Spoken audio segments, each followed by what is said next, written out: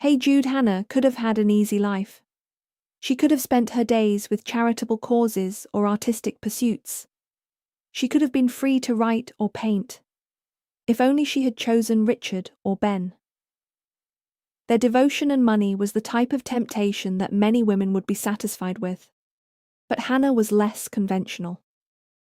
A modern flower girl in looks and dress, with a contemporary liberal arts education, she had borrowed her parents' idealism and combined it with her grandparents' pragmatism. She was everything an accomplished man might want as his mate, a partner with values, intelligence and beauty. But we all know that it isn't the man who chooses the woman. Richard didn't know that. Neither did Ben. As successful as they were, there was one area of life they couldn't control. Finding a mate. Richard was a financial analyst.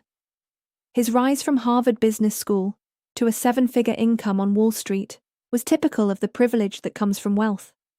His path was as sure as his parents had designed, laying out the ladders from a private grammar school to elite prep school to the Ivy League. One ladder led to him to sailing camp on Martha's Vineyard, another to meeting debutantes in cotillion balls, and another to a summer job working at the stock exchange for family friends. With his family connections, wealth and resources, it would have been surprising if he hadn't been successful.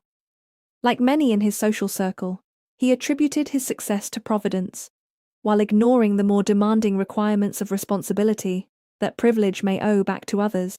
Ben was a brilliant software engineer. Unlike Richard, Ben didn't grow up surrounded by wealth and family connections. His path was more pragmatic: hard work in public schools, and an academic scholarship to a top public university to study computer science and engineering. These EECS, as they were called, were pursued by the power companies in Silicon Valley, recruited almost as soon as they were admitted to school, and followed until they graduated, with summer internships along the way. Starting work 2 weeks after graduation for $140,000, Ben launched a successful career in a short time. Ben didn't take his good fortune as fate. He had compartmentalized his life into boxes for education, for work, for hobbies, and even for people. He even grouped his friends and family into an online program, showing their relationships so he could understand his social world. David had been born to teachers in a small New England town outside Boston. He lived comfortably, but not lavishly. He didn't have Richard's family connections or Ben's engineering mind, but David was given freedom to follow his own path. He took this freedom seriously, excelling in school and playing town soccer, without the anxiety or expectations of other parents. This allowed David to find his way, in spite of his parents' divorce when he was 14. His inner strength persisted through a trip across country to live with his father, leaving his mother on the East Coast. This made his journey even more remarkable and admirable than either Richard or Ben's life. David could have put his considerable intellect and personality into making money, but he had an idealistic, almost hippie-like temperament for public service. Although Richard used ladders and Ben used boxes, they both had one thing in common. They were both about to fall in love with Hannah. All four of them met one evening at a benefit fundraiser for homeless healthcare in the Bay Area. Richard was there looking for West Coast financial connections. Ben was there representing one of the tech companies, meeting investors. David was there as a member of the coalition that distributed funds to free clinics in Oakland and San Francisco. And Hannah. Hannah was with the catering group, although she was as lovely and educated as any of the junior league women who organized these charitable benefits, there to find a wealthy husband for their continued lifestyle of leisure. They too were ladder climbers, although their ultimate goal wasn't the working world, but as the proper social family director, raising good children to continue the legacy. If you observed carefully, you could tell what line of work people were in. Ben was dressed in a sports jacket, button-down blue shirt, matching tie and khaki pants so typical of tech managers. Richard had an Omosu suit, Eton shirt, Ferragamo tie, platinum cufflinks and Italian shoes, easily a $5,000 outfit.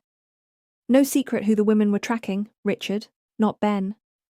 David was virtually invisible, looking more like a graduate student than a key figure at the benefit. But Hannah noticed him. "Who is that?" she asked her boss. "That's David Wilson. He's the project manager for the company distributing funds to the free clinics." "Are you sure? He isn't dressed up, just a casual shirt and pants." "That's his way, Hannah. Very understated. Look him up on Google and you'll see." "I might just do that. But if you want rich, there are plenty here to choose from. But don't get engaged too soon. I've lost too many staff at these events already." Hannah laughed. "I'm not here to find a husband. Just here to make some money while I figure out what to do with a degree in English literature." "That's not very reassuring, dear," said her boss. "My last two girls were liberal arts major seeking their destiny, and now they live in Atherton. You will remember to have me cater your events when you get there, won't you?" "Too isolated for me. I'm more of a Berkeley girl," said Hannah. "Yes, and the two girls in Atherton both went to Cal." Ben was the first to notice Hannah in her white chef jacket. "Excuse me, do you have any more of these shrimp puffs?" Hannah looked up. "Sorry, I don't know. I'll go into the kitchen and check." "No, wait," he said awkwardly. "I don't really want the shrimp puffs." Hannah looked confused. "All right. Some other pastry, perhaps?" Ben blushed. "I just wanted to meet you.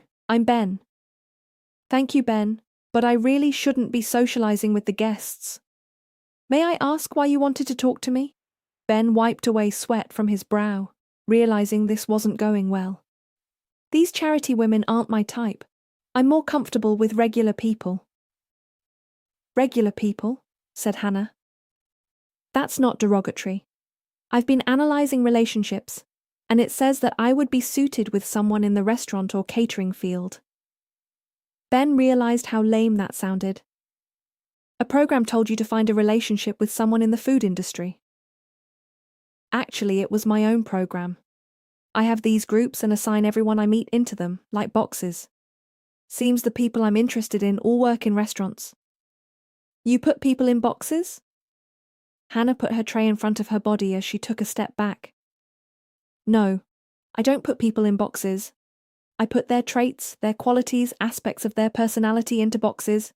Then I quantify which ones would appeal to me most." "So you put people in boxes?" Ben was crestfallen. "Yes, I suppose so. But it works for most parts of my life. Shouldn't it work for relationships?" "It was nice to meet you, Ben. I have to get back to work." Hannah made a beeline for the kitchen when Richard blocked her path. "Hi. May I help you, sir?" "Call me Richard." "All right, Richard. What would you like?" "I don't usually do this, but I couldn't help notice how beautiful you are." "I'm flattered, Richard, but I am afraid you're not my type. Besides, I have to work. Sorry." She turned to walk away. "Not her type," he muttered to himself. "A common shop girl. I don't understand." As he walked away, several of the junior league girls went to console him. Hannah came back from the kitchen and set out more food. Then she felt a tap on her shoulder. "Oh no. Which one of these two is it now?" She sighed and turned to Row. "Miss, I just wanted to thank you. Your service and professionalism has helped make this fundraiser a success. Please thank the others for me." He turned to leave. "Wait. You're David Wilson. Can you tell me more about your organization?" "Well, would you really like to know? Don't you have to work?" Hannah turned to see her boss, gesturing to her to go ahead. "It's my break.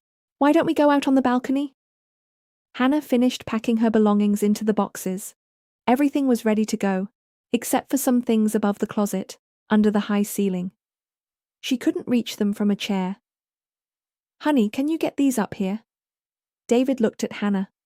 "Looks like we're going to need a ladder." Hannah smiled and put a finger to her cheek. "I don't have one, do you?" David smiled back at his new fiancée. "Nope, never had the need for one."